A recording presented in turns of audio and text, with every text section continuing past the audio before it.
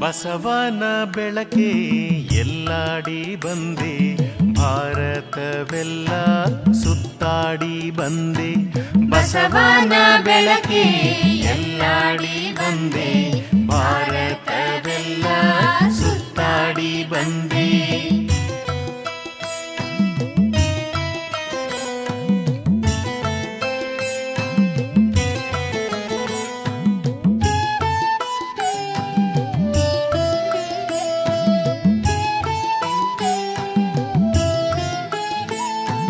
ನಿಟ್ಟು ಸೀರೆದೆಯನು ಬೆಳಗಿಸಿ ಬಂದೆ, ನಿರಾಶೆ ಎದೆಯನು ತೊಳಗಿಸಿ ಬಂದೆ.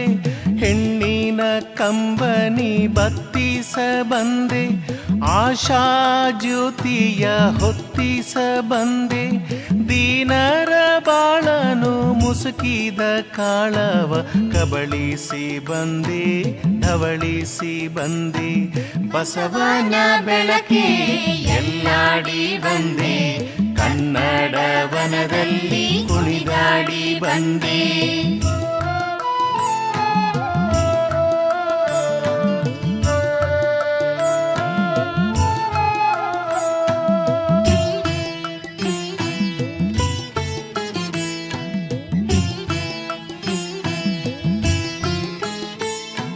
ವಚನ ಪುಷ್ಪಗಳ ಮಲರಿಸಿ ಬಂದೆ, ಹಾಡು ಗಬ್ಬಗಳ ಅಲರಿಸಿ ಬಂದೆ.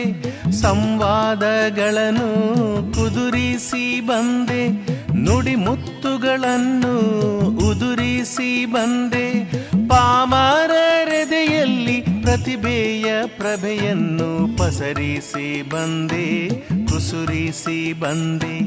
ಬಸವನ ಬೆಳಕೆ ಎಲ್ಲಾಡಿ ಬಂದೆ. ಓಂ ಶ್ರೀ ಗುರು ಬಸವಲಿಂಗಾಯ ನಮಃ. ಎತ್ತೆತ್ತ ನೋಡಿದಡೆ ಹತ್ತತ್ತ ಬಸವನೆಂಬ ಬಳ್ಳಿ, ಎತ್ತಿ ನೋಡಿದಡೆ ಲಿಂಗವೆಂಬ ಗೊಂಚಲು, ಒತ್ತಿ ಹಿಂಡಿದಡೆ ಭಕ್ತಿ ಎಂಬ ರಸವಯ್ಯ. ಆಯತ ಬಸವಣ್ಣನಿಂದ, ಸ್ವಾಯತ ಬಸವಣ್ಣನಿಂದ, ಸನ್ನಿಹಿತವು ಬಸವಣ್ಣನಿಂದ. ಗುರು ಬಸವಣ್ಣನಿಂದ, ಲಿಂಗ ಬಸವಣ್ಣನಿಂದ, ಜಂಗಮ ಬಸವಣ್ಣನಿಂದ, ಪಾದೋದಕ ಬಸವಣ್ಣನಿಂದ, ಪ್ರಸಾದ ಬಸವಣ್ಣನಿಂದ. ಅತ್ತ ಬಲ್ಲಡೆ ನೀವು ಕೇಳಿರೆ, ಇತ್ತ ಬಲ್ಲಡೆ ನೀವು ಕೇಳಿರೆ, ಬಸವ ಬಸವ ಎಂದು ಮಜ್ಜನ ಕೆರೆಯದವನ ಭಕ್ತಿ ಶೂನ್ಯ ಕಾಣ ಕಲಿದೇವರ ದೇವ. ಕರ್ನಾಟಕದ ಸಾಂಸ್ಕೃತಿಕ ನಾಯಕ ವಿಶ್ವಗುರು ಬಸವಣ್ಣನವರನ್ನ ಹೃದಯ ಕಮಲದಲ್ಲಿ ಸ್ಮರಿಸಿರುವಂತಹ ಮಡಿವಾಳ ಮಾಚಿದೇವರ ಈ ಒಂದು ವಚನವನ್ನ ಸ್ಮರಿಸಿ, ಈ ದಿನ ಶ್ರೀ ಗುರುಮಲ್ಲೇಶ್ವರ ದಾಸೋಹ ಮಠ ದೇವಲಾಪುರದಲ್ಲಿ ಶ್ರಾವಣ ಮಾಸದ ಪ್ರಯುಕ್ತ ಪ್ರವಚನ ಕಾರ್ಯಕ್ರಮದ ಉದ್ಘಾಟನಾ ಕಾರ್ಯಕ್ರಮ ಈ ದಿನ ನಡೀತಾ ಇದೆ. ಈ ಒಂದು ಕಾರ್ಯಕ್ರಮದಲ್ಲಿ ದಿವ್ಯ ಸಾನ್ನಿಧ್ಯವನ್ನ ದಯಪಾಲಿಸಬೇಕಾಗಿದ್ದಂತಹ ಶ್ರೀ ಗುರುಮಲ್ಲೇಶ್ವರ ತ್ರಿವಿಧ ದಾಸೋಹ ಮಠಾಧ್ಯಕ್ಷರಾದಂತಹ ಶ್ರೀಮನ್ ನಿರಂಜನ ಪ್ರಣವ ಸ್ವರೂಪಿ ಪೂಜ್ಯ ಶ್ರೀ ಮಹಾಂತ ಸ್ವಾಮಿಗಳವರ ಪಾದಾರವಿಂದಗಳಿಗೆ ಭಕ್ತಿಪೂರ್ವಕ ಶರಣಾರ್ಥಿಗಳನ್ನ ಸಮರ್ಪಿಸಿ,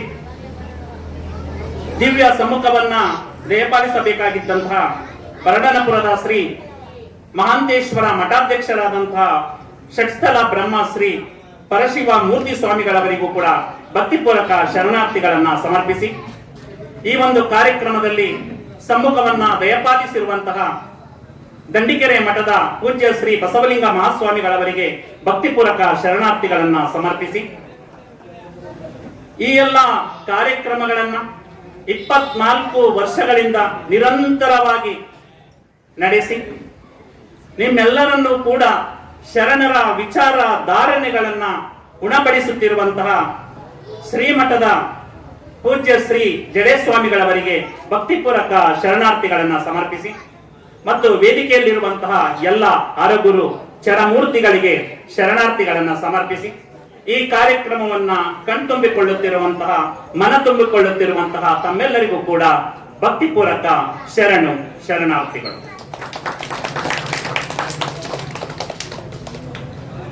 ಶ್ರಾವಣ ಮಾಸ ಬಂತು ಅಂದರೆ ನಾಡಿನಲ್ಲೆಡೆ ಈ ಒಂದು ಪ್ರವಚನ ಕಾರ್ಯಕ್ರಮಗಳು, ಉಪನ್ಯಾಸ ಕಾರ್ಯಕ್ರಮಗಳು, ಭಜನ ಕಾರ್ಯಕ್ರಮಗಳು ನಿರಂತರವಾಗಿ ನಡೀತಾ ಇರ್ತವೆ. ಶ್ರಾವಣದಲ್ಲಿ ಶ್ರವಣ ಮಾಡಿಕೊಳ್ಳುವುದು ಅಂತ. ಶ್ರವಣ ಅಂದ್ರೆ ಕೇಳ್ಕೊಳ್ಳೋದು ಅಂತ.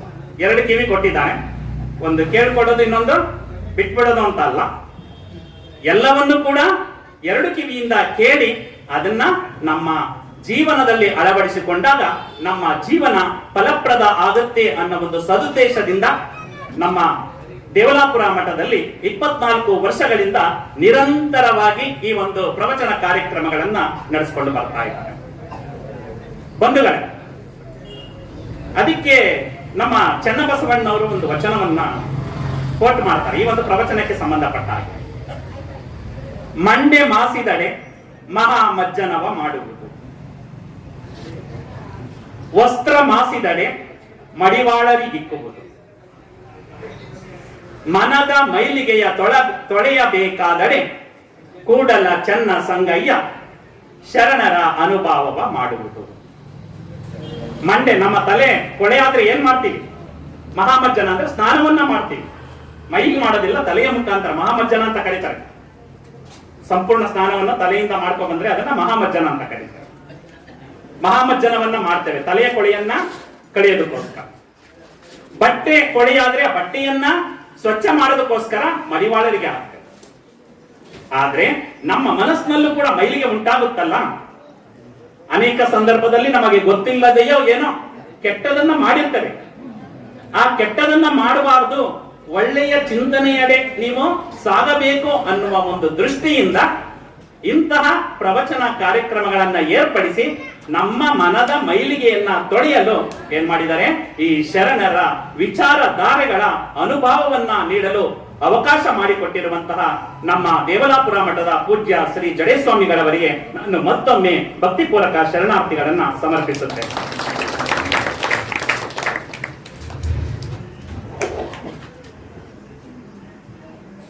ಶರಣರ ವಿಚಾರಧಾರೆಗಳು ಎಲ್ಲರ ಮನೆ ತಲುಪೋದ್ರ ಜೊತೆಗೆ ಮುಖ್ಯವಾಗಿ ಮನವನ್ನ ತಲುಪಬೇಕು. ಇವತ್ತು ನಾವು ಜ್ಯೋತಿಯನ್ನ ಹಚ್ಚಿದ್ದೇವೆ, ಅದು ಭೌತಿಕ ಜ್ಯೋತಿ. ಆದ್ರೆ ನಮ್ಮ ಅಂತರಂಗದ ಜ್ಯೋತಿ ಉರಿಯಬೇಕಾದ್ರೆ ಇಂತಹ ಶರಣರ ವಿಚಾರಧಾರೆಗಳನ್ನ ನಾವು ಕೇಳಬೇಕಾಗುತ್ತೆ. ಹೀಗೆ ಒಂದು ಸಲ ಒಂದು ಮಠದಲ್ಲಿ ಪ್ರವಚನ ಕಾರ್ಯಕ್ರಮವನ್ನು ಏರ್ಪಡಿಸಿದ್ದಾರೆ. ಆ ಸಂದರ್ಭದಲ್ಲಿ ಪ್ರವಚನಕಾರರು ಬಸವ ಪುರಾಣವನ್ನ ಪ್ರವಚನ ಮಾಡ್ತಾ ಇದ್ದಾರೆ. ಆ ಪ್ರವಚನ ಮಾಡಬೇಕಾದ್ರೆ ಆ ಪ್ರವಚನಕಾರರು ಆ ದಿನ ಬಿಜ್ಜಳನ ಆಸ್ಥಾನದ ವರ್ಣನೆಯನ್ನ ಮಾಡ್ತಾ ಇದ್ದಾರೆ. ಬಿಜ್ಜಳನ ಆಸ್ಥಾನದಲ್ಲಿ ಬಿಜ್ಜಳ ರತ್ನಖಚಿತವಾದ ಸಿಂಹಾಸನದ ಮೇಲೆ ಕುಳಿತಿದ್ದಾರೆ. ಪಕ್ಕದಲ್ಲಿ ಬಸವಣ್ಣವರು ಮಹಾಮಂತ್ರಿಗಳಾಗಿದ್ದಾರೆ, ಬಸವಣ್ಣವರು ಕುಳಿತಿದ್ದಾರೆ, ಪಂಡಿತರಿದ್ದಾರೆ, ಸೈನ್ಯಾಧಿಪತಿಗಳಿದ್ದಾರೆ. ಎಲ್ಲರೂ ಕೂಡ ಈಗ ಹೇಗೆ ಒಂದು ರೀತಿ ಕೊಡ್ತಿದ್ದಾರೆ, ಆ ರೀತಿ ಒಂದು ಬಿಜ್ಜಳನ ಆಸ್ಥಾನದಲ್ಲಿ ಕುಳಿತಿರುವುದನ್ನ ಕಣ್ಣಿಗೆ ಕಟ್ಟುವಂತೆ ಆ ಪ್ರವಚನಕಾರರು ವರ್ಣನೆ ಮಾಡ್ತಾ ಇದ್ದಾರೆ. ಆ ಸಂದರ್ಭದಲ್ಲಿ ಕೊಂಡಿ ಮಂಚಣ್ಣ ಅಂತ, ಆ ಕೊಂಡಿ ಮಂಚಣ್ಣ ಅನ್ನೋನು ಬಸವಣ್ಣನವರ ಬಗ್ಗೆ ಅಪವಾದಗಳನ್ನ ಮಾಡ್ತಾ ಇದ್ದಾನೆ. ಬಸವಣ್ಣನವರು ಎಲ್ಲರಿಗೂ ಲಿಂಗವನ್ನ ಕಟ್ಟಿ ಎಲ್ಲರನ್ನು ತುಂಬಾ ಬೇರೆ ಬೇರೆ ಮಾರ್ಗದಲ್ಲಿ ಹೇಳ್ಕೊಂಡು ಹೋಗ್ತಾ ಇದ್ದಾರೆ, ಹಾಗೆ ಹೀಗೆ ಅಂತ ಒಂದಲ್ಲ ಎರಡಲ್ಲ 100 ಅಪವಾದಗಳನ್ನ ಕೊಂಡಿ ಮಂಚಣ್ಣ ಮಾಡ್ತಾರೆ. ಆಗ ಅಲ್ಲಿ ಒಬ್ರು ಹೆಂಗಸು ಕುಳಿತಿರ್ತಾರೆ, ಹೆಂಗಸು ಎದ್ದು ನಿಂತ್ಕೊಳ್ತಾರೆ. ಬಾಯಿ ಮುಚ್ಚು ಕೊಂಡಿ ಮಂಚಣ್ಣ, ಅವರು ನಮ್ಮ ವಿಶ್ವಗುರು ಬಸವಣ್ಣನವರು ಎಲ್ಲರಿಗೂ ಅಂತರಂಗದ ಜ್ಯೋತಿಯನ್ನ ಹಚ್ಚಿಸಿದವರು ಅಂತ ಆ ಪ್ರವಚನಕಾರರ ಸಂದರ್ಭದಲ್ಲಿ ಎದ್ದು ನಿಂತ್ಕೊಂಡು ಬಾಯಿ ಮುಚ್ಚು ಅಂತ ಹೇಳ್ತಾರೆ. ಎಲ್ಲ ಗಪ್ಚುಪ್ ಅಂತ ಸೈಲೆಂಟ್ ಆಗ್ಬಿಡ್ತಾರೆ. ಆಗ ಒಬ್ರು ಹಿರಿಯರು ಇರ್ತಾರೆ, ಅಮ್ಮ ನೀನು ಹೇಳಿರೋದು ಆ ಕೊಂಡಿ ಮನುಷ್ಯನವರಿಗೆ ಕೇಳಲಿಲ್ಲ ಅಂತ ಹೇಳಿದಾಗ ಎಲ್ಲರೂ ಗೊಳ್ಳೆಂದ ನಗಾಡ್ತಾರೆ. ಅಂದ್ರೆ ಅವರು ಭೌತಿಕವಾಗಿ ಪ್ರವಚನ ಕಾರ್ಯಕ್ರಮದಲ್ಲಿ ಇದ್ರು ಕೂಡ ಭಾವನಾತ್ಮಕವಾಗಿ ಎಲ್ಲಿಗೆ ಹೋಗಿದ್ರು? ಅವರು ಬಿಜ್ಜಳನ ಆಸ್ಥಾನಕ್ಕೆ ಹೋಗಿದ್ರು. ಆಸ್ಥಾನಕ್ಕೆ ಹೋಗಿ ಆ ವಿಶ್ವಗುರು ಬಸವಣ್ಣನವರನ್ನ ಬೈದದನ್ನ ಅವ್ರಿಗೆ ತಡ್ಕೊಳಕ್ ಆಗ್ಲಿಲ್ಲ. ನೀನು ಬಾಯಿ ಮುಚ್ಚು ಕೊಂಡಿ ಮಂಚಣ್ಣ ಅಂತ ಆ ಒಂದು ಸಂದರ್ಭವನ್ನ ನೆನೆಸ್ಕೊಂಡು ಅವರು ಹೇಳ್ತಾರೆ. ಹಾಗೆ ನಮ್ಮಲ್ಲಿ ಏನಾದ್ರೂ ಕೆಟ್ಟ ವಿಚಾರಧಾರೆಗಳು ಏನಾದ್ರೂ ಮನಸ್ಸಲ್ಲಿ ಸುಳಿದಾಡಿದ್ರೆ ಇಂತಹ ಪ್ರವಚನ ಕಾರ್ಯಕ್ರಮಗಳ ಮುಖಾಂತರ ನಾವು ಶರಣರ ವಿಚಾರಧಾರೆಗಳನ್ನ ತಿಳಿದುಕೊಂಡು ನಮ್ಮ ಮನದ ಮಲಿನತೆಯನ್ನ ತೊಡೆದು ಹಾಕಲು ಇಂತಹ ಕಾರ್ಯಕ್ರಮಗಳು ಅನುಕೂಲ ಆಗುತ್ತೆ ಅಂತ ನಾನಾದ್ರೂ ಭಾವಿಸಿದ್ದೇನೆ. ಶ್ರೀ ಗುರುಮಲ್ಲೇಶ್ವರರ ಒಂದು ನೆನಪಿನಲ್ಲಿ ನಡೆಯುತ್ತಿರುವಂತಹ ಕಾರ್ಯಕ್ರಮ ಇದು. ಶ್ರೀ ಗುರುಮಲ್ಲೇಶ್ವರರು ಎಲ್ಲಿ ಹುಟ್ಟಿದ್ರು ಗೊತ್ತಾ? ಶ್ರೀ ಗುರುಮಲ್ಲೇಶ್ವರರು ಮೊದಲು ಶಿವಮೊಗ್ಗ ಜಿಲ್ಲೆ ಅಂತ ಇತ್ತು, ಆದ್ರೆ ಈಗ ಅದನ್ನ ಶಿವಮೊಗ್ಗ ಜಿಲ್ಲೆಯಲ್ಲಿ ಇದ್ದದನ್ನ ದಾವಣಗೆರೆ ಜಿಲ್ಲೆಗೆ ಸೇರಿದೆ. ದಾವಣಗೆರೆ ಜಿಲ್ಲೆಯ ಹೊನ್ನಾಳಿ ತಾಲೂಕಿನ ನ್ಯಾಮತಿ ಅನ್ನೋ ಒಂದು ಸ್ಥಳ ಇದೆ. ಆ ನ್ಯಾಮತಿ ಬಳಿ ಇರುವ ಚೌಳಂಗೆ ಅನ್ನೋ ಒಂದು ಗ್ರಾಮ ಬರುತ್ತೆ. ಈಗ ಅದನ್ನ ಸವಳಂಗೆ ಅಂತ ಕರೀತಾರೆ. ನೀವು ಚೌಳಂಗೆ ಅಂತ ನೆಟ್ಟಲ್ಲಿ ಹುಡುಕಿದ್ರೆ ಸಿಕ್ಕಲ್ಲ, ಸವಳಂಗೆ ಅಂತ ಬರುತ್ತೆ. ಆ ಸವಳಂಗೆ ಅನ್ನೋ ಗ್ರಾಮದಲ್ಲಿ ಗುರುಮಲ್ಲೇಶ್ವರರು ಶರಣಪ್ಪ ಮತ್ತು ಶರ್ವಾಣಮ್ಮನವರ ದಂಪತಿಗಳಾಗಿ ಹುಟ್ಟಿ ತದನಂತರ ಮೈಸೂರಿಗೆ ಬಂದು ಮಹಾಲಿಂಗೇಶ್ವರ ಮಠದಲ್ಲಿ ಇದ್ದು ಲಕ್ಷಾಂತರ ಭಕ್ತರನ್ನ ಸಂಪಾದಿಸಿ ತದನಂತರ ದೇವನೂರಿಗೆ ಹೋಗಿ ಐಕ್ಯರಾಗ್ತಾರೆ. 19ನೇ ಶತಮಾನದಲ್ಲಿದ್ದಂತಹ ಗುರುಮಲ್ಲೇಶ್ವರರನ್ನ ನಾವು ಈಗಲೂ ಕೂಡ 21ನೇ ಶತಮಾನದಲ್ಲೂ ನೆನೆತೀವಿ ಅಂದ್ರೆ ಯಾಕೆ? ಅವರು ಭಕ್ತಿಯ ಬೆಳೆಯನ್ನು ಬೆಳೆದಂತಹ ಪರಿಣಾಮದಿಂದ ಅವರನ್ನ ನೆನೆಸ್ಕೊಳ್ತಾ ಇದ್ದಾರೆ. ಅವರು ಶರಣರು ಏನು ವಿಚಾರಧಾರೆಗಳನ್ನ ಹಾಕಿಕೊಟ್ಟಿದ್ರು, ಆ ಶರಣರ ವಿಚಾರಧಾರೆಗಳನ್ನ ಜೀವನದಲ್ಲಿ ಅಳವಡಿಸಿಕೊಂಡು ಅವರಿಗೆ ಭಕ್ತರಿಗೆ ಆ 12ನೇ ಶತಮಾನದಲ್ಲೂ ಕೂಡ 2 ಅಂಶಗಳು, ಒಂದು ಕಾಯಕ, ಇನ್ನೊಂದು ದಾಸೋಹ. ಅದರಲ್ಲಿ ಪ್ರಮುಖವಾದಂತಹ ದಾಸೋಹವನ್ನ ಜೀವನದಲ್ಲಿ ಅಳವಡಿಸಿಕೊಳ್ಳುವುದರ ಜೊತೆಗೆ ಅನೇಕ ಗ್ರಾಮಗಳಲ್ಲಿ ಪ್ರತಿಯೊಂದು ದಾಸೋಹ ಮಠವನ್ನ ಇರಬೇಕು ಅನ್ನೋ ಒಂದು ಕಲ್ಪನೆಯ ಮುಖಾಂತರ ಅದನ್ನ ಅನುಷ್ಠಾನಕ್ಕೆ ತಂದವರು ದೇವನೂರು ಶ್ರೀ ಗುರುಮಲ್ಲೇಶ್ವರರು. ಅದಕ್ಕೆ ನಮ್ಮ ಗುರುಮಲ್ಲೇಶ್ವರರನ್ನ ದಾಸೋಹ ಚಕ್ರವರ್ತಿ ಅಂತ ಕರೀತಾರೆ. ಅವರು ಅಂದು ಹಚ್ಚಿದಂತಹ ಒಲೆ ಇಂದಿಗೂ ಕೂಡ ಸಾವಿರಾರು ಭಕ್ತರು, ಈಗ ಉದಾಹರಣೆಗೆ ಉತ್ತರ ಕರ್ನಾಟಕದಿಂದ ಪ್ರವಾಸ ಬರ್ತಾರೆ ಶಾಲೆಗಳಿಂದ. ನವೆಂಬರ್ ಡಿಸೆಂಬರ್ ತಿಂಗಳಲ್ಲಿ ಪ್ರವಾಸಕ್ಕೆ ಬರ್ತಾರೆ. ಆ ಪ್ರವಾಸ ಬಂದ ತಕ್ಷಣ ಅವರು ಎಲ್ಲಿ ವಾಸ್ತವ್ಯ ಮಾಡ್ತಾರೆ ಅಂದ್ರೆ ದೇವನೂರಲ್ಲಿ ಮಾಡ್ತಾರೆ. ಅಲ್ಲಿ ವಾಸ್ತವ್ಯದ ಜೊತೆಗೆ ನಮಗೆ ದಾಸೋಹವೂ ಕೂಡ ಸಿಗುತ್ತೆ ಅನ್ನೋ ಒಂದು ಭಾವದಿಂದ ಅಲ್ಲಿರ್ತಾರೆ. ಅಂತಹ ದಾಸೋಹವನ್ನ ಗುಣಪಡಿಸ್ತಾ ಇರುವಂತವ್ರು ನಮ್ಮ ಅಂದಿನ ಗುರುಮಲ್ಲೇಶ್ವರರ ಪರಂಪರೆಯಿಂದ ಪ್ರಾರಂಭವಾದದ್ದು ಇನ್ನೂ ಕೂಡ ಇದೆ.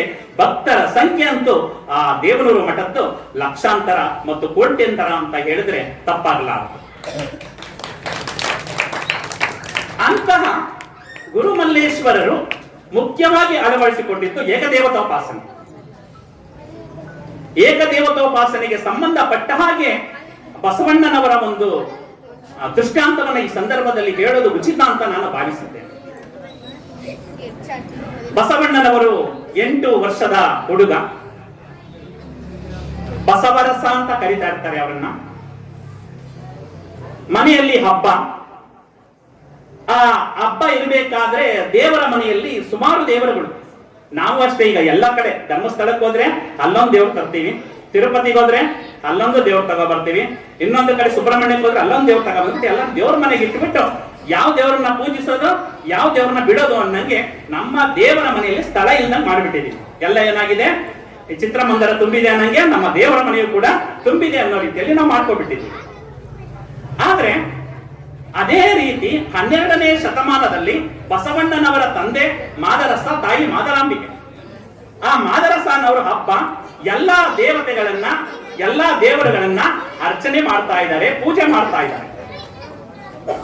8 ಗಂಟೆ ಆಗುತ್ತೆ. ಆ ಬಸವರಸನಿಗೆ ದಾಹವನ್ನ ತಡೆಯಕ್ಕಾಗಲ್ಲ. ಅಮ್ಮ ದಾಹ, ನೀರನ್ನ ಕೊಡಮ್ಮ ಅಂದ್ರೆ ನಿಮ್ಮ ತಂದೆ ಪೂಜೆ ಮಾಡ್ತಾ ಇದ್ದಾರೆ, ಸ್ವಲ್ಪ ಹೊತ್ತಿರಪ್ಪ ಕೊಡ್ತೇನೆ. 9 ಗಂಟೆ ಆಗುತ್ತೆ. ಬರ್ತಾನೆ ಬಸವರಸ, ಬಸವಣ್ಣವ್ರು ಬರ್ತಾರೆ. ಬಂದು ಅಮ್ಮ ನನಗೆ ಹಸಿವಾಗ್ತಾ ಇದೆ, ಊಟವನ್ನ ಕೊಡಮ್ಮ ಅಂತ. ಇನ್ನೇನು ನಿಮ್ಮ ತಂದೆದು ಪೂಜೆ ಮುಗಿತು, ಇರಪ್ಪ ಕೊಡ್ತೇನೆ. 10 ಗಂಟೆ ಆಗುತ್ತೆ, 10:30 ಆಗುತ್ತೆ, ನೀರು ಇಲ್ಲ, ಈ ಕಡೆ ಊಟನೂ ಇಲ್ಲ. ಬಸವಣ್ಣನವರಿಗೆ ನೋವಾಗುತ್ತೆ. ಅವರು ಹೋಗಿ ಒಂದು ಮರದ ಕೆಳಗಡೆ ಒಂದು ಗುಂಡಿಯನ್ನ, ಒಂದು ಹಾರೆಯನ್ನ ತಗೊಂಡು ಗುಂಡಿಯನ್ನ ತೋಡ್ತಾ ಇದ್ದಾರೆ. ಒಂದು ಕಡೆ ಒಂದು ಅರ್ಧ ಅಡಿ, ಇನ್ನೊಂದು ಕಡೆ ಇನ್ನೊಂದು ಅರ್ಧ ಅಡಿ, ಇನ್ನೊಂದು ಕಡೆ ಒಂದು ಅರ್ಧ ಅಡಿ, ಒಂದು 4-5 ಗುಂಡಿಗಳನ್ನ ತೆಗಿತಾರೆ. ಅಷ್ಟಕ್ಕೆ 11:30 ಆಗುತ್ತೆ, ಪೂಜೆ ಮುಗಿಯುತ್ತೆ. ಮಾದರಸ ಅವ್ರದ್ದು ಹೊರಗಡೆ ಬರ್ತಾರೆ. ಎಲ್ಲಿ ಬಸವರಸ ಅಂದಾಗ ಮಾದರಾಂಬಿಕೆ ಎಲ್ಲ ಇಲ್ಲೇ ಇರ್ಬೋದು, ಆಟ ಆಡ್ತಾ ಇರ್ಬೋದು ಅಂತ ನೋಡ್ತಾರೆ, ಇರಲ್ಲ. ಕೊನೆಗೆ ಹೊರಗಡೆ ಬಂದು ನೋಡಿದಾಗ ಒಂದು ಮರದ ಕೆಳಗಡೆ ಗುಂಡಿಯನ್ನ ತೆಗಿತಾರೆ. ಬಸವರಸ ಏನ್ ಮಾಡ್ತಾ ಇದೀಯ ಅಂದಾಗ, ಅಪ್ಪ ಅಮ್ಮನ್ನ ನೀರ್ ಕೇಳ್ದೆ, ನೀರ್ ಕೊಡ್ಲಿಲ್ಲ, ದಾಹ ಆಯ್ತು, ಅದಕ್ಕೆ ಗುಂಡಿಯನ್ನ ತೆಗಿತಾ ಇದ್ದೀನಿ. ಅಯ್ಯೋ ಪೆದ್ದ, ಒಂದು ಕಡೆ ಗುಂಡಿಯನ್ನ ಆಳವಾಗಿ ತಂದ್ರೆ ನೀರು ಬರುತ್ತೆ, ಆದ್ರೆ ಒಂದು ಕಡೆ ಹರಿದಾಡಿ ಇನ್ನೊಂದು ಕಡೆ ಹರಿದಾಡಿ ಇನ್ನೊಂದು ಕಡೆ ಹರಿದಾಡಿ ನೀನು ಗುಂಡಿಯನ್ನ ತೆಗೆದ್ರೆ ಎಲ್ಲಿ ನೀರು ಬರುತ್ತೆ ಅಂದಾಗ, ಆಗ ಆ ಬಸವರಸ 8ನೇ ವಯಸ್ಸಿನಲ್ಲೇ ಪ್ರಶ್ನೆಯನ್ನ ಹಾಕ್ತಾರೆ. ಅಪ್ಪ ನೀ ಹೇಳ್ದೆ ಅನೇಕ ಕಡೆ ಗುಂಡಿಯನ್ನ ತೆಗೆದ್ರೆ ನೀರು ಬರಲ್ಲ ಅಂತ, ಹಾಗೆ ನೀನು ಎಲ್ಲಾ ದೇವರುಗಳನ್ನು ಕೂಡ ಅರ್ಚನೆ ಮಾಡಿ ಪೂಜೆ ಮಾಡ್ತಾ ಇದೆಯಲ್ಲ, ನಿನ್ನ ನಿಷ್ಠೆ ಯಾವ ದೇವರ ಮೇಲೆ ಇರೋದಕ್ಕೆ ಸಾಧ್ಯ ಅಂತ ಪ್ರಶ್ನೆಯನ್ನ ಮಾಡ್ತಾರೆ. ಅಂದ್ರೆ ಆ ಕಾಲಘಟ್ಟದಲ್ಲೇ ಏಕದೇವತೋಪಾಸನೆಗೆ ತಂದೆಯನ್ನು ಕೂಡ ಮನಸ್ಥಿತಿಯನ್ನ ಬದಲಾಯಿಸುವಂತಹ ಒಂದು ಅಂಶ ಬಸವಣ್ಣನವರಿಗಿದೆ. ಆ ಬಸವಣ್ಣನವರು ಬಾಗೇವಾಡಿ ಇಂಗಳೇಶ್ವರದಲ್ಲಿ ಹುಟ್ಟುತ್ತಾರೆ. ಕೂಡಲ ಸಂಗಮದಲ್ಲಿ ವಿದ್ಯಾಭ್ಯಾಸವನ್ನ ಮಾಡಿ ಅಲ್ಲಿ ಇಷ್ಟಲಿಂಗವನ್ನ ಆವಿಷ್ಕಾರವನ್ನ ಮಾಡ್ತಾರೆ. ತದನಂತರ ಮಂಗಳ ವೇಡದಲ್ಲಿ ಕರಣಿಕರಾಗಿ, ತದನಂತರ ಬಸವ ಕಲ್ಯಾಣದಲ್ಲಿ ಬಂದು ಅನುಭವ ಮಂಟಪವನ್ನ ಸ್ಥಾಪಿಸ್ತಾರೆ. ಎಷ್ಟು ಜನ ಬಾಗೇವಾಡಿ ಇಂಗಳೇಶ್ವರ ನೋಡಿದ್ದೀರಾ? ಬಸವಣ್ಣನವರ ಜನ್ಮಸ್ಥಳವಾದಂತಹ ಬಾಗೇವಾಡಿ ಆಗ್ಬೋದು, ಇಂಗಳೇಶ್ವರ ಆಗ್ಬೋದು, ಎಷ್ಟು ಜನ ನೋಡಿದ್ದೀರಾ? ತುಂಬಾ ಖುಷಿ ಆಗ್ತಾ ಇದೆ. ಈ ಕಡೆ ಸ್ವಲ್ಪ ಜನ ಕೈ ಎತ್ತಾ ಇದ್ದಾರೆ. ಕೂಡಲ ಸಂಗಮ ಎಷ್ಟು ಜನ ನೋಡಿದ್ದೀರಾ? 2 3. ಬಸವ ಕಲ್ಯಾಣ ಎಷ್ಟು ಜನ ನೋಡಿದ್ದೀರಾ? ಧರ್ಮಸ್ಥಳ ಎಷ್ಟು ಜನ ನೋಡಿದ್ದೀರಾ? ಎಲ್ಲ ಕೈ ಎತ್ತಿದ್ರು ಅಲ್ಲ. ಮುಖ್ಯವಾಗಿ ನಮ್ಮ ಶರಣ ಧರ್ಮದಲ್ಲಿ ಹುಟ್ಟಿದಂತಹ ನಾವು ಯಾವ ಸ್ಥಳವನ್ನ ನೋಡದೆ ಹೋದ್ರೂ ಪರವಾಗಿಲ್ಲ, ಶರಣರ ಜನ್ಮಸ್ಥಳಗಳನ್ನ ದಯಮಾಡಿ ನೋಡ್ಲೇಬೇಕು. ಹೇಗೆ ಬೇರೆ ಬೇರೆ ಧರ್ಮದವರು ಅವರ ಧರ್ಮಸ್ಥಳವನ್ನ ನೋಡಿದಾಗ ಅವರಿಗೆ ಪಾವನ ಆಗುತ್ತೋ, ನಾವು ಶರಣರ ಜನ್ಮಸ್ಥಳ ಆಗ್ಬೋದು, ಕಾರ್ಯಕ್ಷೇತ್ರ ಆಗ್ಬೋದು, ಅವನ್ನ ನೋಡ್ಬೋದು. ಈಗಂತೂ ಮಹಿಳೆಯರಿಗೆ ಉಚಿತ ಶಕ್ತಿ ಯೋಜನೆ ಇದೆ. ಆಧಾರ್ ಕಾರ್ಡ್ ತೋರಿಸಿದ್ರೆ ಸಾಕು, ನೀವೆಲ್ಲಿಗೆ ಕರ್ಕೊಂಡ್ಬೇಕಾದ್ರೂ ಬಿಡುತ್ತೆ. ಆಧಾರ್ ಕಾರ್ಡ್ ತಗೊಳ್ಳಿ, ಮನೆಯವ್ರಿಗೆ ಚಾರ್ಜ್ ಹಾಕೊಳ್ಳಿ, ದಯಮಾಡಿ ಬಸವನ ಬಾಗೇವಾಡಿ ನೋಡಿ, ಕೂಡಲ ಸಂಗಮವನ್ನ ನೋಡಿ, ಬಸವ ಕಲ್ಯಾಣ ನೋಡಿ. ಈಗಂತೂ ಅಕ್ಕ ಮಹಾದೇವಿಯರ ಜನ್ಮಸ್ಥಳ ಯಾವುದು? ಉಡುತಡಿ, ಗೊತ್ತಲ್ಲ? ಉಡುತಡಿ. ಅಲ್ಲಿ ಆ ಒಂದು ದಿವ್ಯ ಮೂರ್ತಿಯನ್ನ ನೋಡಿದ್ರೆ 2 ಕಣ್ಣುಗಳು ಸಾಲದಿಲ್ಲ, ಅಂತಹ ಒಂದು ಮೂರ್ತಿಯನ್ನ ಕೆತ್ತನೆಯನ್ನ ಮಾಡಿದ್ದಾರೆ. ಹೋಗಿ ಉಡುತಡಿಯನ್ನ ನೋಡಿ. ಅದೇ ಪಕ್ಕದಲ್ಲಿ 2 ಕಿಲೋಮೀಟರ್ ಹೋದ್ರೆ ನಮ್ಮ ಅನುಭವ ಮಂಟಪದ ಅಧ್ಯಕ್ಷರಾಗಿದ್ದಂತಹ ಅಲ್ಲಮ ಪ್ರಭುದೇವರ ಒಂದು ಜನ್ಮಸ್ಥಳವಾದಂತಹ ಬಳ್ಳಿಗಾವಿ ಇದೆ. ಅದರಿಂದ ಇನ್ನೊಂದು 4-5 ಕಿಲೋಮೀಟರ್ ಈ ಕಡೆ ಬಂದಾಗ ಸತ್ಯಕ್ಕನವರ ಜನ್ಮಸ್ಥಳ ಹಿರೇಜಂಬೂರು ಅಂತ ಇದೆ. ಇವೆಲ್ಲವನ್ನ ನೋಡಿ ದಯಮಾಡಿ, ಬೇರೆ ಬೇರೆ ತಿರುಪತಿ ಧರ್ಮಸ್ಥಳ ಇದ್ದದ್ದೇ, ಆದ್ರೆ ನಮ್ಮ ಶರಣರ ಒಂದು ಕಾರ್ಯಕ್ಷೇತ್ರಗಳು, ಜನ್ಮ ಕ್ಷೇತ್ರಗಳು, ಇವನ್ನ ನೋಡಿದಾಗ ಮಾತ್ರ ನಮ್ಮ ಜನ್ಮ ಪಾವನ ಆಗುತ್ತೆ. ಯಾಕಂದ್ರೆ ಅವರು ಅನುಭಾವದ ನೆಲೆಯಲ್ಲಿ ರಚಿಸಿರುವಂತಹ ವಚನಗಳು ಮತ್ತು ಅವರು ತಿರುಗಾಡಿದಂತಹ ಸ್ಥಳ. ಅಲ್ಲಿಗೆ ಒಂದು ಸಲ ದೇ ಜವರೇಗೌಡ ಅನ್ನೋರು ಸಾಹಿತಿಗಳು ಬಸವ ಕಲ್ಯಾಣದ ಅರಿವಿನ ಮನೆಗೆ ಹೋಗ್ತಾರೆ, ಬಸವಣ್ಣವ್ರದ್ದು. ಅದೊಂದು ತುಂಬಾ ಬಯಲಿದೆ. ಅದರ ಪಕ್ಕದಲ್ಲಿ ಈಗ ಅನುಭವ ಮಂಟಪ, 770 ಅಮರಗಣಗಳಿದ್ರು ಅನುಭವ ಮಂಟಪದಲ್ಲಿ. ಆ ದೊಡ್ಡ ಅನುಭವ ಮಂಟಪವನ್ನ ರಚನೆ ಮಾಡಿ 770 ಕಂಬಗಳನ್ನ ರಚನೆ ಮಾಡಿ, ಆ 770 ಕಂಬಗಳಲ್ಲೂ ಕೂಡ 770 ಅಮರಗಣಗಳ ಹೆಸರನ್ನು ದಾಖಲಿಸ್ತಾ ಇದ್ದಾರೆ. ಇನ್ನು 2 ವರ್ಷಗಳಲ್ಲಿ ಅದು ಏನಾಗುತ್ತೆ, ಆ ಒಂದು ಕಟ್ಟಡ ಪೂರ್ಣ ಆಗುತ್ತೆ. ಅದಾದ ಮೇಲಂತೂ ನಮ್ಮ ಬಸವ ಕಲ್ಯಾಣ ವಿಶ್ವದಲ್ಲೇ ಒಂದು ದೊಡ್ಡ ಐತಿಹಾಸಿಕ ಮತ್ತು ಪಾರಂಪರಿಕ ಕಟ್ಟಡ ಆಗುತ್ತೆ. ಅಂತಹ ಅರಿವಿನ ಮನೆಗೆ ಒಕ್ಕಲಿಗ ಜನಾಂಗದ ದೇ ಜವರೇಗೌಡರು ಹೋಗ್ತಾರೆ. ಹೋದ ತಕ್ಷಣ ಅರಿವಿನ ಮನೆಯನ್ನ ಹೊರಗಡೆ ಬಯಲಿನಲ್ಲಿ ಪ್ರವೇಶ ಮಾಡಿದ ತಕ್ಷಣ ಸಾಷ್ಟಾಂಗ ನಮಸ್ಕಾರವನ್ನ ಮಾಡ್ಬಿಡ್ತಾರೆ.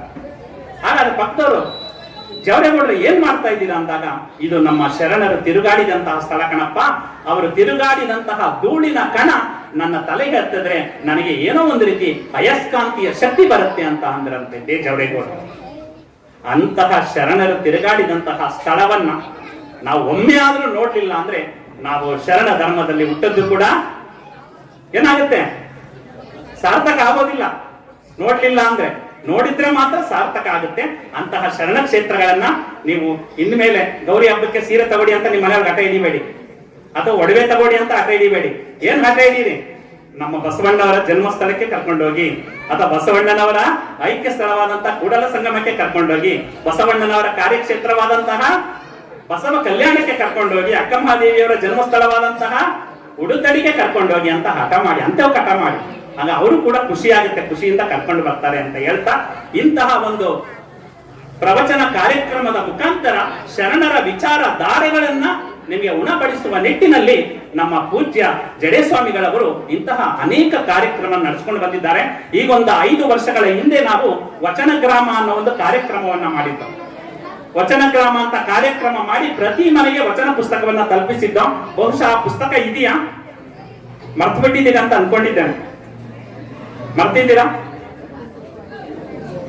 ಪ್ರತಿಯೊಬ್ಬರ ಮನೆಯಲ್ಲೂ ಕೂಡ ವಚನ ಪುಸ್ತಕ ಇರಬೇಕು. ಯಾಕಂದ್ರೆ ನಮ್ಮ ಶರಣರಾದಂತಹ ಮನೆಗಳಲ್ಲಿ ವಚನ ಪುಸ್ತಕ ಇರಬೇಕು ಅನ್ನೋ ಒಂದು ಸಂಕಲ್ಪವನ್ನ ಇಟ್ಕೊಂಡು ವಚನ ಗ್ರಾಮವನ್ನ ಮಾಡಿದ್ದು.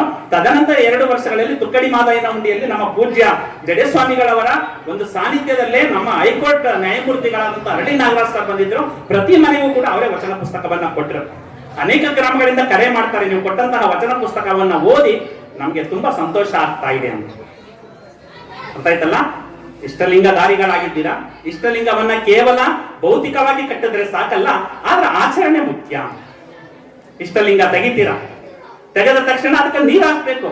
ವಚನನೇ ಹೇಳಿ, ಇನ್ನೇನ್ ಬೇಕಾಗಿಲ್ಲ ನಿಮ್ಗೆ. ಯಾವುದೇ ಸಂಸ್ಕೃತ ಮಂತ್ರ ನಿಮ್ಗೆ ಅವಶ್ಯಕತೆ ಇಲ್ಲ. ಶರಣರು ಒಳ್ಳೊಳ್ಳೆ ವಚನಗಳನ್ನ ಕೊಟ್ಟೋಗಿದ್ದಾರೆ. ಸಜ್ಜನೆಯಾಗಿ ಮಜ್ಜನೆ ಕೆರೆವೆ, ಶಾಂತಳಾಗಿ ಪೂಜೆ ಮಾಡುವೆ, ಸಮರತಿಯಿಂದ ನಿಮ್ಮ ಹಾಡುವೆ, ಚನ್ನ ಮಲ್ಲಿಕಾರ್ಜುನೆಯ ನಿಮ್ಮ ನಗರದ ಪೂಜೆ ಅನುವಾಯಿತನಿಗೆ ಅಂತ ಆ ಇಷ್ಟಲಿಂಗವನ್ನ ಇಟ್ಕೊಂಡು ನೀರನ್ನ ಹಾಕ್ತಾ ಇದ್ರೆ ಆ ಒಂದು ನಿಮ್ಗೆ ಒಂದು ಆಂತರ್ಯ ಶಕ್ತಿಯೇ ಹೆಚ್ಚಾಗುತ್ತೆ.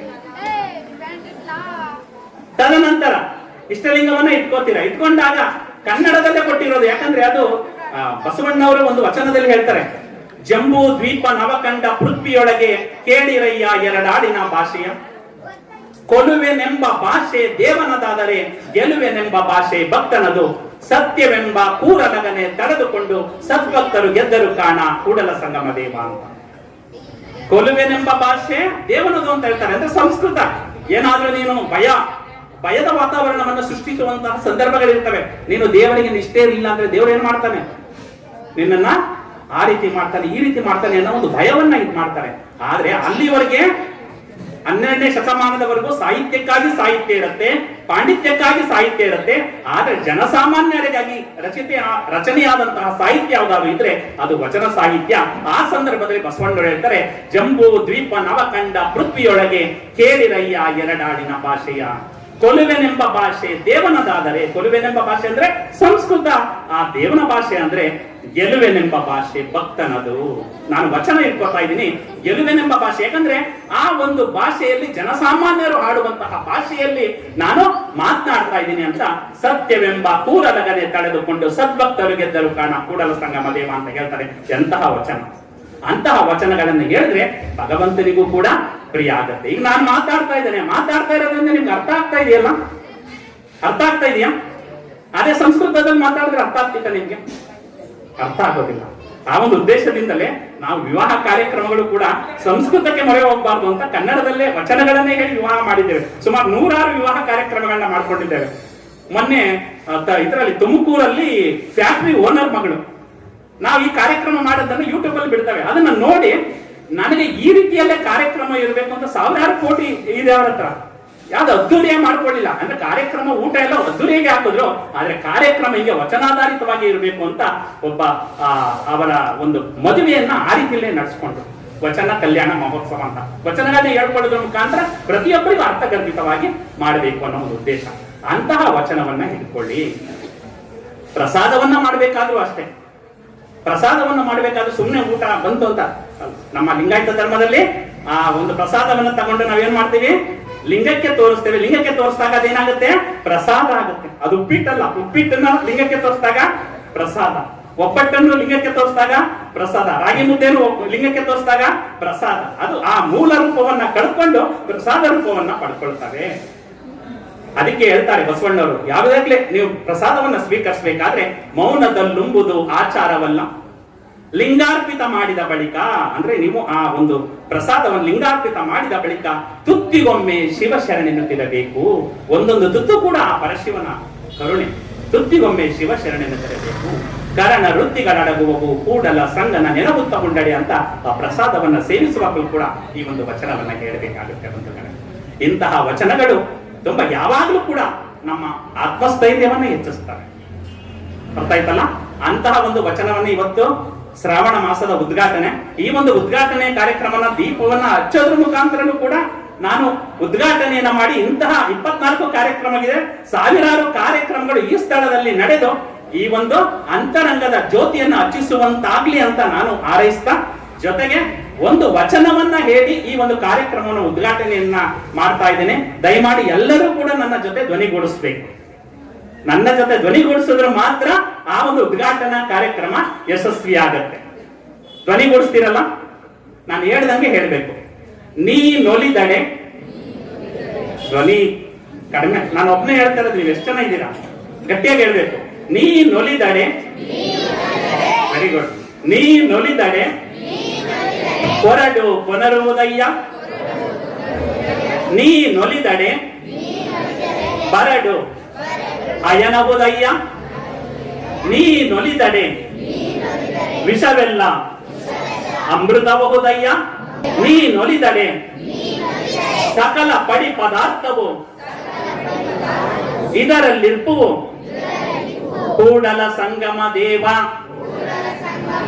ಅಲ್ವಾ? ಯಾವುದೇ ಕೆಲಸವನ್ನ ಮಾಡಬೇಕಾದ್ರೆ ಇದು ನೀ ನೊಲಿದರೆ ಕೊರಡು ಕೊನರುತ್ತೆ, ಅಂದ್ರೆ ಒಣಗೋಗಿರೋದು ಕೂಡ ಚಿಗುರುತ್ತೆ. ನೀ ನೊಲಿದರೆ ಬರಡು ಕೂಡ ಹಯನಾಗುತ್ತೆ, ಬರಡು ಕೂಡ ಹಸಿರಾಗುತ್ತೆ. ನೀ ನೊಲಿದರೆ ವಿಷವು ಕೂಡ ಏನಾಗುತ್ತೆ? ಅಮೃತವಾಗುತ್ತೆ. ನೀ ನೊಲಿದರೆ ಸಕಲ ಪಡಿಪದಾರ್ಥವು ಇದರಲ್ಲಿ ಇರುತ್ತೆ ಅಂತ ಹೇಳ್ತಾರೆ. ಆ ಒಂದು ವಚನವನ್ನ ಹೇಳಿ ನಾವು ಏನ್ ಮಾಡಬೇಕು? ಯಾವುದೇ ಕೆಲಸಕ್ಕೆ ಹೋಗಿ ಆ ಕೆಲಸ ಯಶಸ್ವಿಯಾಗಿ ನಡೆಯುತ್ತೆ ಅಂತ ಹೇಳ್ತಾ, ಕೊನೆಯದಾಗಿ ಗುರುಮಲ್ಲೇಶ್ವರರು ಈ ಒಂದು ಏಕದೇವತೋಪಾಸನೆಯಲ್ಲಿ ನಡೆದಂತಹ ಒಂದು ನಿಜವಾದ ಘಟನೆಯನ್ನ ಹೇಳಬೇಕು ಅಂತ ಆಸೆ ಆಗ್ತಾ ಇದೆ ನನಗೆ. ಅವರಿಗೆ 4 ಜನ ಗುರುಮಲ್ಲೇಶ್ವರರ ಒಂದು ಸ್ನೇಹಿತರಂದ್ರೆ ಸಮಕಾಲೀನರಿರ್ತಾರೆ. ಮಹಾದೇವಪ್ಪ, ಮರಿಯಪ್ಪ, ಮಲ್ಲೇಶಪ್ಪ ಮತ್ತೆ ಮಂಜಪ್ಪ ಅಂತ. ಆ 4 ಜನ ಒಂದ್ಸಲ ತೀರ್ಥಯಾತ್ರೆ ಹೋಗ್ಬೇಕು ಅನ್ಸುತ್ತೆ. ತೀರ್ಥಯಾತ್ರೆ ಹೋಗ್ಬೇಕು ಅಂದಾಗ ಗುರುಮಲ್ಲೇಶ್ವರನ್ನು ನಮ್ಮ ಜೊತೆ ಕರ್ಕೊಂಡೋದ್ರೆ ಚೆನ್ನಾಗಿರುತ್ತೆ ಅಂತ ಮೈಸೂರಲ್ಲಿ ಇರ್ತಾರೆ. ಮಹಾಲಿಂಗೇಶ್ವರ ಮಠ ಅಂತ ಗುರುಮಲ್ಲೇಶ್ವರ ಇದ್ದ ಸ್ಥಳ. ಆ ಮಹಾಲಿಂಗೇಶ್ವರ ಮಠಕ್ಕೆ ಬಂದು, ಗುರುಮಲ್ಲೇಶ್ವರರೇ, ನಾವು ತೀರ್ಥಕ್ಷೇತ್ರಗಳಿಗೆ ಹೋಗ್ತಾ ಇದೀವಿ, ನೀವು ನಮ್ಮ ಜೊತೆ ಬನ್ನಿ. ಆಗ ನಾನು ಬರ್ಬೋದು, ಆದ್ರೆ ಬಸವಾದಿ ಪ್ರಮಥರು ಏನ್ ಹೇಳಿದ್ದಾರೆ? ಏಕದೇವತೋಪಾಸನೆ ಮತ್ತು ಇಷ್ಟಲಿಂಗದ ಬಗ್ಗೆ ಹೇಳಿದ್ದಾರೆ, ನಾನು ಬರೋದಿಲ್ಲ ಅಂತ ಹೇಳ್ತಾರೆ. ಆದ್ರೂ ಇವರು ಹಠ ಬಿಡೋದಿಲ್ಲ, ನೀವು ಬರ್ಲೇಬೇಕು ಅಂದಾಗ ನಾನು ಬರೋದಿಲ್ಲ, ನನ್ನ ಪ್ರತಿನಿಧಿಯಾಗಿ ಒಂದು ಹಾಗಲಕಾಯಿ ಕೊಡ್ತೀನಿ, ಹಾಗಲಕಾಯಿನ ತಗೊಂಡೋಗಿ ಅಂದ್ಬಿಟ್ಟು ಹಾಗಲಕಾಯಿನ ಕೊಡ್ತಾರೆ. ನೀವೆಲ್ಲಿ ಸ್ನಾನ ಮಾಡ್ತೀರಾ ಹಾಗಲಕಾಯಿಗೂ ಸ್ನಾನ ಮಾಡಿಸ್ತೀನಿ. ಅವರು ಹೋಗ್ತಾರೆ. ಅನೇಕ ತೀರ್ಥ ಕ್ಷೇತ್ರಗಳು, ಕಾಶಿ ಕ್ಷೇತ್ರ, ಕೇದಾರ, ಇಂತಹ ಎಲ್ಲಾ ಕ್ಷೇತ್ರಗಳಿಗೆ ಎಲ್ಲ ಹೋಗಿ ಅವ್ರೆಲ್ಲಿ ಸ್ನಾನ ಮಾಡ್ತಾರೆ? ನಮ್ಮ ಗುರುಮಲ್ಲೇಶ್ವರ ಪ್ರತಿನಿಧಿಗೆ ಹಾಗಲಕಾಯಿಗೂ ಸ್ನಾನವನ್ನ ಮಾಡಿಸ್ತಾರೆ. ಎಲ್ಲ ಮಾಡಿಸ್ಕೊಂಡು ಒಂದು 15-20 ದಿನಗಳು ಪ್ರವಾಸವನ್ನ ಮಾಡಿಕೊಂಡು ನಂತರ ಎಲ್ಲಿ ಬರ್ತಾರೆ? ತಮ್ಮ ಮೈಸೂರಿನ ಸ್ಥಳಕ್ಕೆ ಬರ್ತಾರೆ. ಬಂದು ನಂತರ ಗುರುಮಲ್ಲೇಶ್ವರನ ಕಾಣೋದಕ್ಕೆ ಹೋಗ್ತಾರೆ. ಗುರುಮಲ್ಲೇಶ್ವರರೇ, ತಗೊಳ್ಳಿ ಪ್ರಸಾದವನ್ನ, ನಾವು ತೀರ್ಥಕ್ಷೇತ್ರಕ್ಕೆ ಹೋಗಿದ್ದು, ಆ ಪ್ರಸಾದ ಅಲ್ಲೇ ಇರಲಿ, ನಾನು ನನ್ನ ಪ್ರತಿನಿಧಿಯಾಗಿ ಕೊಟ್ಟಿದ್ನಲ್ಲ ಅದನ್ನ ಜೋಪಾನ ತಂದಿದ್ದೀರಾ? ಓ, ಜೋಪಾನ ತಂದಿದ್ದೀವಿ ಗುರುಗಳೇ ಅಂದ್ಬಿಟ್ಟು ಅದನ್ನ ತಗೊಂಡು ಕೊಡ್ತಾರೆ. ಎಲ್ಲಾ ಕ್ಷೇತ್ರಗಳಲ್ಲೂ ಸ್ನಾನ ಮಾಡಿಸಿದೀವಿ ಅಂದ್ಬಿಟ್ಟು ಅದನ್ನ ಕೊಡ್ತಾರೆ. ಹಾಗಲಕಾಯಿನ ತೆಗಿತಾರೆ. ತೆಗೆದ್ಬಿಟ್ಟು ಆ 4 ಜನಕ್ಕೂ ಒಂದೊಂದು ಚೂರು ಕೊಡ್ತಾರೆ. ತಿನ್ನಿ. ಈಗ ಹಾಗಲಕಾಯಿ ಹೇಗಿರುತ್ತೆ? ಕಹಿಯಾಗಿರುತ್ತೆ. ಹಾಗಾದ್ರೆ ನೀವು ತೀರ್ಥಕ್ಷೇತ್ರಗಳಿಗೆ ಹೋದ ಮೇಲೆ ಹಾಗಲಕಾಯಿ ಕಹಿಯಾಗಿರೋದೇನಾಗಿರ್ಬೇಕು? ಸಿಹಿಯಾಗಿರ್ಬೇಕು. ಆದ್ರೆ ತನ್ನ ಕಹಿಯನ್ನ ಬಿಟ್ಟಿಲ್ಲ. ಹಾಗೆ ನಾವು ಮನಸ್ಸಿನಲ್ಲಿ ಮಲಿನವನ್ನ ಇಟ್ಕೊಂಡು ಯಾವ ಕ್ಷೇತ್ರಗಳಿಗೆ ಹೋದ್ರೂ ಕೂಡ ಅವಶ್ಯಕತೆ ಇರೋದಿಲ್ಲ. ನಾವು ಎಲ್ಲಿ ನಿಂತಿದ್ದವೋ ನಿಂತಿರುವ ಸ್ಥಳವೇ ಏನಾಗಬೇಕು? ನಮ್ಗೆ ಪಾವನ ಕ್ಷೇತ್ರವಾಗುತ್ತೆ ಅನ್ನೋ ಒಂದು ಸಂದರ್ಭವನ್ನ ಗುರುಮಲ್ಲೇಶ್ವರರು ಹೇಳಿ ಅವರಿಗೆ ತಿರ್ತಾರೆ. ಅರ್ಥ ಆಯ್ತಲ್ಲ? ಅದಕ್ಕೆ ಹೇಳ್ತಾರೆ, ಅಪ್ರಮಾಣ ಬಾಲಸಂಗಯ್ಯ ಅನ್ನೋರು, ಕಲ್ಲು ದೇವರು ದೇವರಲ್ಲ, ಮಣ್ಣು ದೇವರು ದೇವರಲ್ಲ, ಕಂಚು ಹಿತ್ತಾಳೆ ತಾಮ್ರಗಳಿಂದ ಮಾಡಿದ ದೇವರು ದೇವರಲ್ಲ, ಸೇತು ಬಂದ ರಾಮೇಶ್ವರ, ಗೋಕರ್ಣ, ಕಾಶಿ, ಅಷ್ಟಾಷಷ್ಟಿ ಪುಣ್ಯ ಕ್ಷೇತ್ರಗಳಲ್ಲಿ ಆ ದೇವರು ದೇವರಲ್ಲ. ಹಂಗಾರೆ ಯಾವ ದೇವರು? ಕಲ್ಲು ದೇವರು ದೇವರಲ್ಲ ಅಂದ್ರಿ, ಮಣ್ಣು ದೇವರು ದೇವರ ಅಂದ್ರಿ. ಜನಾರ್ದನ್ ರೆಡ್ಡಿ ಅಂತ ಚಿನ್ನದ ದೇವರನ್ನೇ ತಗೊಂಡೋಗಿ ಕೊಡ್ತಾರೆ, ಚಿನ್ನನೇ ಮಾಡಿ, ಅದು ದೇವರಲ್ಲ. ಹಂಗಾರೆ ಇನ್ಯಾವ ದೇವರು? ಸೇತು ಬಂದಕ್ಕೆ ಹೋಗಿ ಅಲ್ಲಿ ದೇವ್ರು ನೋಡ್ತೀನಿ, ರಾಮೇಶ್ವರಕ್ಕೆ ಹೋಗಿ ನೋಡ್ತೀನಿ, ಗೋಕರ್ಣಕ್ಕೆ ಹೋಗಿ ನೋಡ್ತೀನಿ, ಕಾಶಿಗೆ ಹೋಗ್ಬಿಡ್ತೀನಿ, ಅದು ದೇವರಲ್ಲ. ಹಂಗಾರೆ ಯಾವ ದೇವರು? ತನ್ನ ತಾನರಿತು ತಾನಾರೆಂದು ತಿಳಿದೊಡೆ ತಾನೇ ದೇವರು ನೋಡ ಕೂಡಲ ಸಂಗಮ. ತನ್ನ ತಾನರಿತು ತಾನಾರೆಂದು ತಿಳಿದೊಡೆ ತಾನೇ ದೇವರು ನೋಡ ಅಪ್ರಮಾಣ ಕೂಡಲ ಸಂಗಮ ದೇವ ಅಂತ ಹೇಳ್ತಾರಲ್ಲ. ನಮ್ಮನ್ನ ಅರ್ತ್ಕೊಂಡು ನಾವು ಒಳ್ಳೆಯ ಆಚಾರಗಳನ್ನ ರೂಢಿಸ್ಕೊಂಡಿದ್ದೀವಿ ಅಂದ್ರೆ ಅದೇ ಏನು? ಒಳ್ಳೆಯ ಆಚಾರವಾದಂತಹ ಒಂದು ದೇವರಾಗಿ ಮಾರ್ಪಾಡಾಗ್ತೇವೆ. ಶರಣರು ದೇವರುಗಳ ಬಗ್ಗೆ ಹೆಚ್ಚು ತಲೆ ಕೊಡಿಸ್ಕೊಳ್ಳಿಲ್ಲ, ಮನುಷ್ಯರನ್ನೇ ದೇವರನ್ನಾಗಿ ಮಾಡಬೇಕು ಅನ್ನೋ ಒಂದು ಕಲ್ಪನೆಯನ್ನ ಬಿತ್ತವರು, ಆಚಾರವನ್ನ ಬಿತ್ತವರು. ಅರ್ಥ ಆಯ್ತಲ್ಲ? ಸುಮಾರು ಜನ ಸ್ವರ್ಗ ನರಕಗಳ ಕಲ್ಪನೆ ನಿಜನಾ? ನಾವೇನಾದ್ರು ಒಳ್ಳೆ ಕೆಲಸ ಮಾಡಿದ್ರೆ ಸ್ವರ್ಗಕ್ಕೆ ಹೋಗ್ತೀವಿ, ಕೆಟ್ಟ ಕೆಲಸ ಮಾಡಿದ್ರೆ ನರಕಕ್ಕೆ ಹೋಗ್ತೀವಿ, ನಿಜನಾ? ನಿಜನಾ? ಅದಕ್ಕೆ ಹೇಳ್ತಾರೆ, ದೇವಲೋಕ ಮರ್ತ್ಯಲೋಕವೆಂಬುದು ಬೇರೆಲ್ಲ ಕಾಣಿರೋ, ಸತ್ಯವ ನುಡಿಯುವುದೇ ದೇವಲೋಕ, ಮಿಥ್ಯವ ನುಡಿಯುವುದೇ ಮರ್ತ್ಯಲೋಕ, ಆಚಾರವೇ ಸ್ವರ್ಗ, ಅನಾಚಾರವೇ ನರಕ, ಕೂಡಲ ಸಂಗಮ ದೇವ ನೀವೇ ಪ್ರಮಾಣ ಅಂತ ಹೇಳ್ತಾರೆ. ಅಂದ್ರೆ ದೇವಲೋಕ ಮರ್ತ್ಯಲೋಕ ಬೇರೆ ಯಾವುದೂ ಅಲ್ಲ, ಎಲ್ಲಿ ಸತ್ಯವನ್ನು ನುಡಿತಾ ಇದೀವಿ. ಇವತ್ತು ವಚನಗಳ ಮುಖಾಂತರವಾಗಿ ವಚನಗಳು ನುಡಿತಾ ಇದೀವಿ ಅಂದ್ರೆ ವಚನಗಳು ಸತ್ಯವಾದದ್ದು, ಸತ್ಯವನ್ನು ನುಡಿಯುವುದೇ ದೇವಲೋಕ. ಹಂಗಂದ್ರೆ ಈಗ ಎಲ್ಲಿದ್ದೀರಾ ನೀವು? ದೇವಲೋಕದಲ್ಲಿದ್ದೀರಾ. ಎಲ್ಲಿದ್ದೀರಾ? ಸ್ವರ್ಗದಲ್ಲಿದ್ದೀರಾ. ಸ್ವಾಮೀಜಿಗಳು, ನಮ್ಮ ಪೂಜ್ಯ ಶ್ರೀಗಳು ಇವತ್ತು ದೇವಲೋಕವನ್ನು ಸೃಷ್ಟಿಸಿದ್ದಾರೆ. ಒಳ್ಳೆಯ ಕಾರ್ಯಕ್ರಮಗಳನ್ನ ಎಲ್ಲಿ ಕಣ್ತುಂಬ್ಕೊಳ್ತೀವೋ ಅದೇ ಸ್ವರ್ಗ, ಅದೇ ದೇವಲೋಕ. ಗೊತ್ತಾಯ್ತಲ್ಲ? ಸ್ವರ್ಗ ನರಕ ಎಲ್ಲೂ ಇಲ್ಲ. ನೀವು ನಿಮ್ ಗಂಡ ಹೆಂಡತಿ ಮಕ್ಕಳು ಮನೇಲಿ ಚೆನ್ನಾಗಿದ್ದೀರಿ ಅಂದ್ರೆ ಅದೇ ಸ್ವರ್ಗ, ಏನೋ ಕಚ್ಚಾಡಿದ್ರೆ ಅದೇ ನರಕ. ಅರ್ಥ ಆಯ್ತಲ್ಲ? ಸ್ವರ್ಗ ನರಕ ಯಾರ ಕೈಲಿದೆ? ಎಲ್ಲ ನಮ್ಮ ಕೈಯಲ್ಲೇ ಇದೆ. ಆ ಒಂದು ನರಕವನ್ನ ಸ್ವರ್ಗವಾಗಿ ಮಾಡಿಕೊಳ್ಳುವಂತಹ ಒಂದು ಸಂದರ್ಭವನ್ನ ನಮ್ಮ ಪೂಜ್ಯ ಶ್ರೀಗಳು ಇವತ್ತು ಶ್ರಾವಣ ಮಾಸದಲ್ಲಿ ಏನ್ ಮಾಡಿದ್ದಾರೆ, ಪ್ರವಚನ ಕಾರ್ಯಕ್ರಮವನ್ನ ಏರ್ಪಡಿಸಿ ನೀವೆಲ್ಲರೂ ಕೂಡ ಶ್ರವಣ ಮಾಡಿಕೊಳ್ಳಲಿ ಅನ್ನೋ ಒಂದು ಸೌಭಾಗ್ಯವನ್ನ ಕರುಣಿಸಿದ್ದಾರೆ. ಇಂತಹ ಕಾರ್ಯಕ್ರಮಗಳು ಸಾವಿರವಾಗಿ ನಿಮ್ಮ ಮನದ ಮಲಿನವನ್ನ ಕಳೆದು ಅಂತರಂಗದ ಜ್ಯೋತಿಯನ್ನ ಬೆಳಗಿಸಲಿ ಅಂತ ಹೇಳ್ತಾ ನನ್ನನ್ನ ಕರೆಸಿ ಈ ಒಂದು ಕಾರ್ಯಕ್ರಮದಲ್ಲಿ ಉದ್ಘಾಟನೆಯನ್ನ ಮಾಡಿಸಿ ಉದ್ಘಾಟನಾ ನುಡಿಯನ್ನ ನುಡಿಯಲು ಅವಕಾಶ ಮಾಡಿಕೊಟ್ಟಂತಹ ಪೂಜ್ಯ ಶ್ರೀಗಳಿಗೆ ಭಕ್ತಿಪೂರ್ವಕ ಶರಣಾರ್ಥಿಗಳನ್ನ ಸಮರ್ಪಿಸಿ ನನ್ನ ಒಂದೆರಡು ನುಡಿಗೆ ವಿರಾಮವನ್ನ ಹೇಳ್ತಾ ಇದ್ದೇನೆ. ಜೈ ಬಸವ, ಜೈ ಶರಣ. ಕಾಯಕ ಕ್ಷೇತ್ರದಿ ನಲಿದಾಡಿ ಬಂದೆ,